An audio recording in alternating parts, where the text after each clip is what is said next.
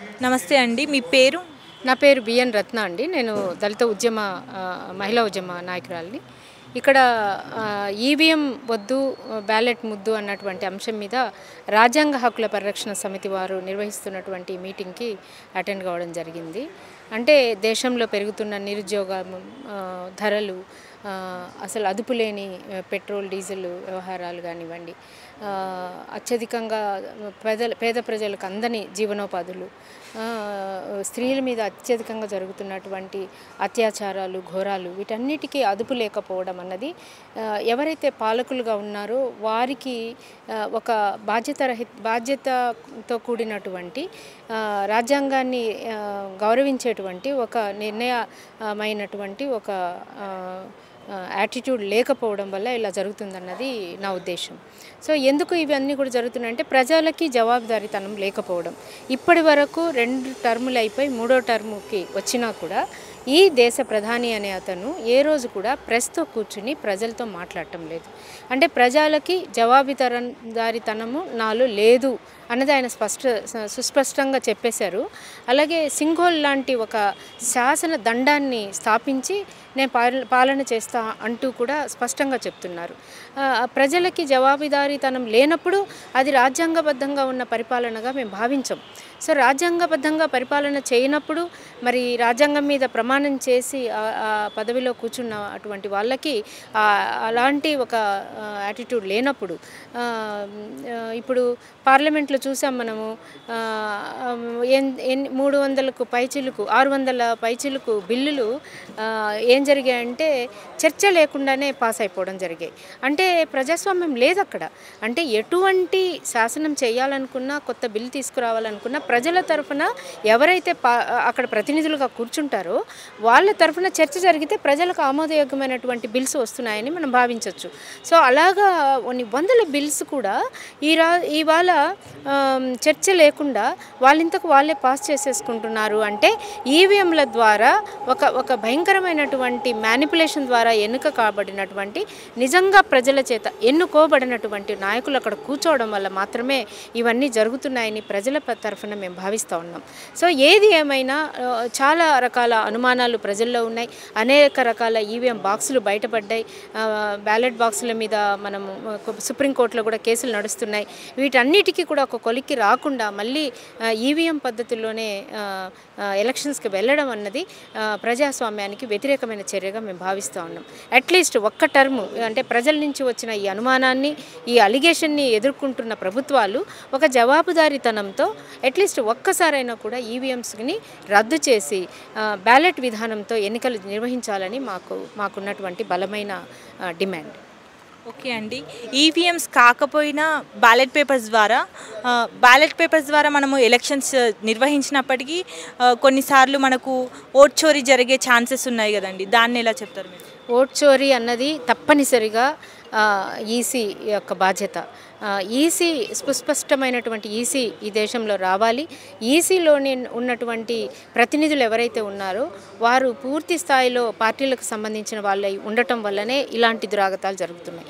అలాగే అన్ని శాఖలకు సంబంధించిన అంటే జ్యుడిషియరీ నుంచి క్యాండిడేట్ని తీసేసి పార్టీ ప్రతినిధులను పెట్టుకోవడం అన్నదే ఓటు చోరీకి ప్రధాన కారణం. ఈ ఓటు చోరీ విధానాన్ని కూడా మనం తప్పనిసరిగా పరిగణలోకి తీసుకుని దాన్ని రివ్యూ చేయాల్సిన అవసరం ఉన్నది. అలాగే మీరు అన్నట్టుగా బ్యాలెట్ పేపర్ విధానంలో ఒకప్పుడు ప్రాబ్లమ్స్ జరగలేదా అంటే బ్యాలెట్ పేపర్ విధానంలో రిగ్గింగ్ జరిగినా, ఓటు చోరీ జరిగినా బయటపడే అవకాశం చాలా సులభం. సో ప్రజలు గుర్తించగలుగుతారు. ప్రజలు గుర్తించి ఎప్పుడైతే తమ వేసుకున్న ఓటు తమ ఎన్నుకున్న వ్యక్తికి పడలేదు అని భావిస్తారో మనం రీకాల్ చేసే అవకాశం ఉంటుంది. కానీ ఈవీఎం విధానంలో ఇవి లేవు. సీక్రెట్గా బ్యాలెట్ జరుగుతుంది, దాన్ని తీసుకెళ్ళిపోయి వేరే చోట భద్రపరుస్తారు. భద్రపరిచిన తర్వాత కూడా వీవీప్యాట్స్లో కూడా మ్యానిపులేషన్స్ జరిగినాయి. సో ఇవేవి కూడా కౌంటబిలిటీ లేకుండా ఈసీ కూడా ప్రజలకు అనుకూలంగా ప్రతిస్పందించకుండా అదేదో చాలా సీక్రెట్ విధానమైనట్టు మొన్న రాహుల్ గాంధీ గారు చేసిన ప్రశ్నకి ఈసీ చేసిన సమాధానం ఏంటంటే సీసీ కెమెరాల వల్ల ఆడవాళ్ళు ఇబ్బంది ఫీల్ అవుతారు అంటే ఏం చెప్పదలుచుకున్నారు ఆయన? ఓటేమైనా బట్టలు లేకుండా వచ్చేస్తారా? ఓటేమన్నా సీక్రెట్గా జరిపేటువంటి వేరే విధానమా? వేరే విధానం కాదు కదా. ఎలాంటి బాధ్యత లేని సమాధానం ఆయన చెప్పాడు. ఇది రాహుల్ గాంధీకి చెప్పినటువంటి సమాధానం కాదు, అఖిలాంధ్ర భారతదేశంలోని ప్రజలకు చెప్తున్నటువంటి ఒక ఫేక్ సమాధానం, ఒక బాధ్యత లేని సమాధానం. ఇది తప్పు కదా. ఈసీ ఒక నిర్దిష్టమైన స్వయం ప్రతిపత్తి కలిగినటువంటి ఒక వ్యవస్థగా రూపొందాలన్నది కూడా మా డిమాండ్గా భావిస్తాం. ఓకే అండి, సామాన్యుడి ఆయుధం ఓటు, అటువంటి దాన్ని ఇప్పుడు ఓట్ చోరీ జరిగింది, దానిపై మీరు ఏమంటారండి? ఓట్ చోరీ జరిగింది, దానికి కావాల్సినటువంటి సాక్ష్యాధారాలు కూడా మనకు లభ్యమైనాయి. దాని మీద అదే నేను ఇందాక చెప్పాను, కనీసం ఒక ప్రెస్ పెట్టి ప్రజలకు సమాధానం కూడా చెప్పలేనటువంటి ఒక దౌర్భాగ్య స్థితిలో ఈ దేశ ప్రధాని ఉన్నారు. ఆయన బయటికి రావాలి, ఆయన బయటకు వచ్చి ఓటు చోరీని ఖండించాలి. ఇలా జరగడం తప్పని ఆయన చెప్పాలి, చెప్పి దీని మీద రీకాల్ చేయాలి అంటే ఎలక్షన్స్ కూడా వీలైతే మళ్ళీ జరిపించాలి, అక్కడ ఎన్నికను రద్దు చేయాలి. అది ఆయన బాధ్యత, అది ఆయన ప్రజలకు ఇవ్వాల్సిన ఆన్సర్. అదే రాహుల్ గాంధీకి ఒక పార్టీకో ఇవ్వాల్సిన ఆన్సర్ కాదు. ప్రజల అనుమానాలు తీర్చవలసిన విధానం బొల్లి ఏడుపులు ఏడవడం, దేశం ప్రజల కోసమే నా ప్రాణాలని చెప్పడం కాదు. మీ హక్కులను కాపాడే బాధ్యత నాది, నేనున్నాను, నేను ప్రధానిగా నా బాధ్యత ఇది, నేను చేస్తానని ఆయన ఇలాంటి సమయాల్లో నిరూపించాలి. ఓటు చోరీ అతి దారుణమైన విషయము, దీని మీద తప్పనిసరిగా ప్రభుత్వాల చర్యలు ఉండాలని డిమాండ్ చేస్తూ ఉన్నాం. ఓకే అండి, థ్యాంక్ యూ. హలో అండి, నమస్తే, మీ పేరు? ప్రొఫెసర్ గాలి వినోద్ కుమార్, ఆర్పిఐ ప్రెసిడెంట్ అండి, తెలంగాణ రాష్ట్ర అధ్యక్షుడిని. ఓకే అండి, ఇప్పుడు ఈవీఎం వద్దు బ్యాలెట్ పేపరే ముద్దు అంటూ నిర్వహించిన ఈ రౌండ్ టేబుల్ సమావేశం యొక్క ముఖ్య ఉద్దేశం ఏంటంటే? ప్రధానంగా ఈవీఎం ట్యాంపరింగ్ జరుగుతుంది, అట్లాగే ఈవీఎం పేరు మీద రిగ్గింగ్ జరుగుతుంది, ఈవీఎం పేరు మీద మ్యానిపులేషన్ జరుగుతుంది. ఫర్ ఎగ్జాంపుల్ ఆంధ్రప్రదేశ్లో ఒక కాన్స్టిట్యున్సీ అంటే మొత్తం ఏపీలో 64 లక్షల ఓట్లు అంటే ఓటు వేసిన ఓట్ల కంటే 64 లక్షల ఓట్లు ఎక్కువైపోయినాయి. అంటే ఎందుకు వచ్చినాయి ఓట్లు? మన జనాభా ఇప్పుడు ఒక 1000 ఓట్లు వేస్తే 1000 ఓట్లే రావాలి కౌంటింగ్లో కూడా. 1100 ఎట్లా వస్తాయి? వేసింది 1000 ఓట్లు అయితే. అంటే అర్థం ఏంటంటే దాంట్లో మ్యానిపులేషన్ జరిగింది. ఈ రకంగా ఏపీ కాదు మొత్తం దేశంలో మ్యానిపులేషన్ జరిగి ఓటు చోరీ జరుగుతుందనే విషయము ఎప్పటి నుండో, ఇప్పుడు రాహుల్ గాంధీ నిన్నమున మాట్లాడుతున్నాడు, కానీ మాలాంటి వాళ్ళం గత 10-15 సంవత్సరాలుగా మాట్లాడుతున్నాం. సో ఇవాళ కూడా అదే ఈవీఎంలను ట్యాంపరింగ్ జరగకుండా, మ్యానిపులేట్ జరగకుండా ఉండాలంటే నేనైతే ఈవీఎంలను పూర్తి స్థాయిలో రద్దు చేయమంటలేను, కానీ అది ఆధార్తో లింక్ చేయమంటున్నా, అలాగే పాన్ కార్డుతో లింక్ చేయమంటున్నా. అప్పుడు ఆస్తులేందో తెలిసిపోతుంది. అలాగే ఆధార్తో నీ ఓటు ట్యాంపరింగ్ అయిందా లేదా కూడా నువ్వు సరి చేసుకోవచ్చు. ఆధార్తో లింక్ అయితే ఇమ్మీడియట్లీ నీకు మెసేజ్ వచ్చేస్తుంది నీ ఓటు ఇంకో లొకేషన్ అనేది. సో కాబట్టి ఆధార్తో లింక్ చేసి పాన్ కార్డుతో లింక్ చేస్తే ఓకే, అట్లా చేయకపోతే రద్దు చేయాలి. సో అట్లా చేయకపోతే రద్దు చేయాలి. అట్లా చేస్తే మాత్రం మన ఇంట్లో కూర్చొని కూడా ఓటేసుకోవచ్చు. అదొక మంచి ఫెసిలిటీ మనకు. సో ఆ రకమైన కార్యక్రమం చేయాలనేది నాకు నా అభిప్రాయం. అట్లా ఒకవేళ అలాంటిది జరగకపోతే ఈవీఎంలు రద్దు చేసి మళ్ళీ బ్యాలెట్ పేపర్ని తీసుకురావడం అనేది ఒక సముచితమైన నిర్ణయం, ప్రజాస్వామ్యాన్ని కాపాడుకోవడం కోసం. ఇప్పుడు ప్రజాస్వామ్యం ఒక రోజుతో రాలేదు, వందల సంవత్సరాల పోరాట ఫలితంగా వచ్చింది ప్రజాస్వామ్యం. సో మరి ప్రజాస్వామ్యాన్ని కాపాడుకోవాలంటే ఓటు అనేది ఆయుధం, మనకి ఎన్నికల విధానమే ఉంది. సో ఎన్నికల విధానం ద్వారా మనం ప్రభుత్వాన్ని ఎన్నుకున్నప్పుడు అదే తప్పుగా ఉంటే మరి తప్పుడు వ్యక్తులు వస్తారుగా, మరి తప్పుడు వ్యక్తులకు తప్పుడు విధానాలు అమలవుతాయి. కాబట్టి ఇట్లాంటి దొంగలని, దోపిడీదారులని, లంగలని, తర్వాత డబ్బు బాగా వెదజాలని తగ్గించాలంటే ఈ రకమైన సంస్కరణలు జరగాలి. ప్రధానంగా ఓటు చోరీ అనేది జరగకుండా ఉండాల్సిన బాధ్యత ఉంది. సామాన్యుడి ఆయుధం ఓటు హక్కు అండి, అటువంటిది ఇప్పుడు ఈవీఎంలు వద్దు అంటున్నారు. బ్యాలెట్ పేపర్ పెట్టినా కూడా ఓటు చోరీ జరిగే అవకాశాలు ఏమైనా ఉన్నాయా? ఉన్నాయండి, అట్లా కూడా జరిగింది. అంతకుముందు రిగ్గింగ్ కూడా జరిగేది కదా, బాక్సులు ఎత్తుకుపోయేటో రిగ్గింగ్ చేసేవాళ్ళు. బట్ ఈ రోజుల్లో ఆ పరిస్థితి రాదు. ఎందుకు రాదంటే టోటల్ ఇవాళ మనకు ఏంటి కెమెరాలు, సీసీ కెమెరాలు ఎవరు ఎత్తుకుపోతుండ్రు, ఏమవుతుందని రికార్డ్ అవుతుంది.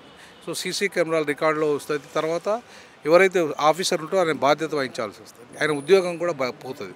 సో కాబట్టి ఇట్లాంటి పరిస్థితులలో ఇవాళ రేపట్లో అవి ఎత్తుకపోయే పరిస్థితి ఉండదు. రెండవది రిగ్గింగ్ కూడా ఇవాళ బ్యాలెట్ పేపర్లో రిగ్గింగ్ కూడా తక్కువ జరిగే అవకాశం ఉంది.